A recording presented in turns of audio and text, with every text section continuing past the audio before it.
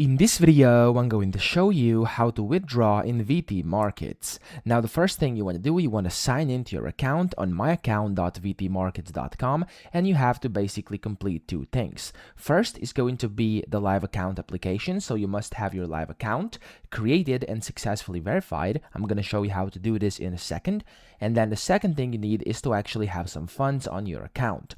Now, you do this by going to Funds here on the left, click on Withdraw Funds, and here you want to click on Complete Application. To be able to actually get the withdrawal going so you can start your withdrawal process, you'll have to first do the account opening verification, the ID verification, and then the POA verification as well. And after you do all these three, you'll be able to withdraw by clicking Withdraw Funds, selecting your method, and just going through some simple instructions where basically you can declare how you actually want to get the withdrawal going. So that's how you do it. I hope this video helped you out. If it did, please subscribe to the channel and help me out as well.